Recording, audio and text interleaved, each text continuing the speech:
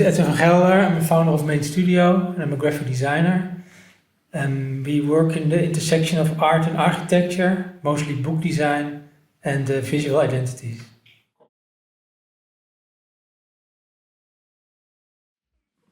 Yeah, the first moment in my life that I thought about graphic design was, I think, the whole skateboard culture. When I was a child, I started skateboarding when I was 11 years old. So yeah, there's a lot of visual culture in that area. I think it's both. My childhood, I was always making things like huts and trees, and also like a sailing boat, a parachute. We want to build an airplane. So to come up with I wanted to invent things, you know. That's how that was a bit the basis of becoming a graphic designer, inventing things. I think the first milestone was to make my first book in 2010 for architect Wil Arets, where I still work for since 12 years. And another milestone was also that I got my first international project, which was Mark magazine. And it was a magazine for architecture, and it was published by Frame Publishers, but it had a huge audience internationally. And because of that book, I became more internationally known, and I was part of a jury member in New York a few times, and I met people from MoMA. So in 2015, I did a book for MoMA. That was another milestone. So I think the first book was really what I always wanted to do, book design. But as soon as that happens, the world opened also for me to do other book projects.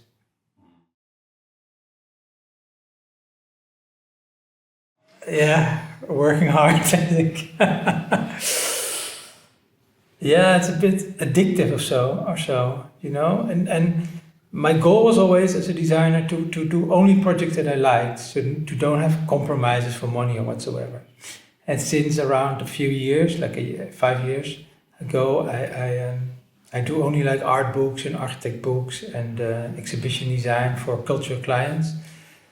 So for me, it was very important to get this freedom in design, and that's what I'm really grateful for.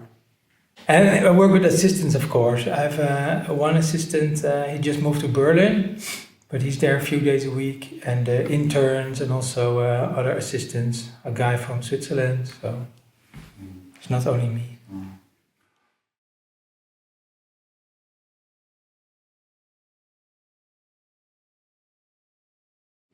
Yeah, I think the content of both disciplines, art and architecture, is really inspiring for me. So if the content is inspiring, I also get inspired to come up with a good concept and to make a good book. I think when the content is not so interesting or so in depth or so layered, it's very hard to make a good book.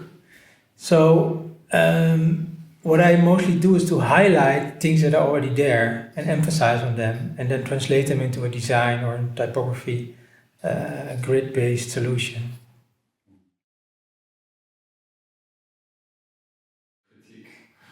That's my wife, probably. No, she's very critical as well, to become really to the essence of a book design or whatsoever, and to really make the right choices. We talk a lot about it.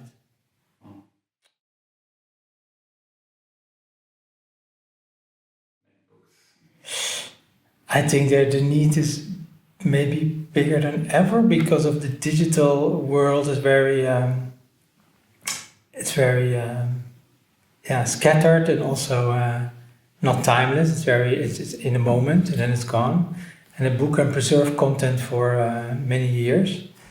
Also, I think just like regular books are printed less and less, but more the art books and the specific books are becoming more and more interesting, and also there's a bigger audience. As you can see, the last years there are more and more book fairs around the world. So the popularity of a book, I think, is back because people want some tactile in their hands, and it's an object.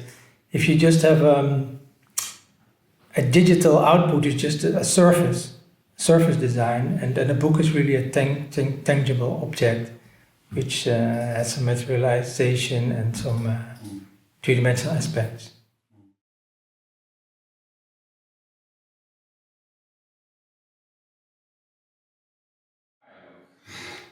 No. True, I think it really depends on what type of client you're working for. For me, they're more like collaborations between an artist or an architect. It's very close collaborations. Both like artists and architects do understand parts of the design process of a book rather than a commercial client, perhaps. And yeah, I try to involve them in a certain way, but of course you should be the director as a designer. So you involve them, but on the other hand, you try to that they be a part of the process, but you are the director. So you know where it has to go, but they should be part of it. So I think that you can push the book further than just do something and show it. This is it. So I think it's important to have the dialogue with them.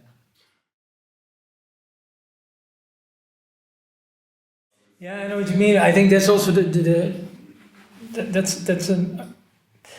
that's a difficulty of this whole field of graphic design. You're not an artist. You're not really. You're in between art and practice, or like. I think for me it's the most important when I have a new commissioner. I always have a talk with them. Where's the project about? And there you feel already if you're on the same level in thinking. You know, if I really like the content of the artist, for example, then there's already a sort of overlap in interests. And what I know when I do sometimes a more commercial project, it always fails. It always costs me a lot of energy, and you're always in a dialogue with the marketing director, and there's always problems. As long as you focus on one person who can say this is good, this is bad, then there's more an even dialogue, more balance between the collaboration.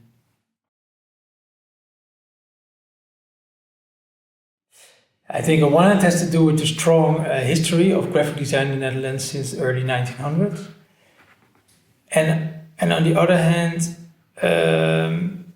the 90s were booming, the economy was booming, so I think there was also a lot of money in all these, in the whole culture of graphic design in the Netherlands. But I think it's a cultural thing. For example, if we need a new mailbox, we get a contest of the best industrial designer who makes this new mailbox. Like in New York, if there's a mailbox, it's just a pole and a box. It's very straightforward. So I think it's a cultural thing, and why you want to shape everything, I don't know.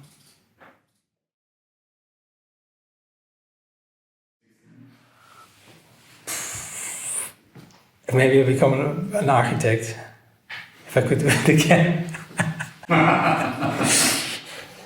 Yeah, I like to that it has a more functional approach, that it's for a larger audience and bigger impact and will last even longer than a book. So that idea I like.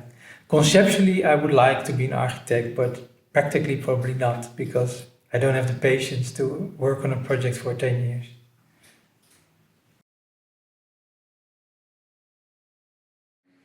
I like to be independent and autonomous, and the bigger your studio become, the more projects you have to do for money, I think. And by not having to do that, you have more freedom. So it's a conscious choice. And I think it's always hard to collaborate like with a person.